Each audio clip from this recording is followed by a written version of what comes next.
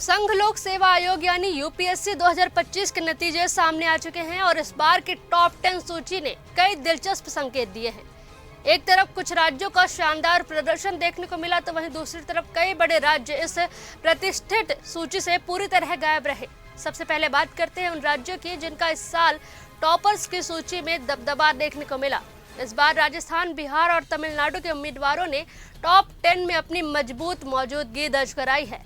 राजस्थान से अनुज अग्निहोत्री, तमिलनाडु से राजेश्वरी सुबे एम और AR राजय मोहद्दीन, चंडीगढ़ से आकाश धुल, बिहार से राघव झुंझुनवाला और उज्जवल प्रियंक, मध्य प्रदेश से ईशान भटनागर और पाछल सेक्रेटरी, दिल्ली से जिनिया अरोड़ा और उत्तर प्रदेश से आस्था जैन ने टॉप 10 में जगह बनाकर अपने राज्यों का नाम रोशन किया है। लेकिन इस बार कुछ ऐसे राज्य भी हैं जिनका प्रदर्शन उम्मीद से काफी पीछे रहा।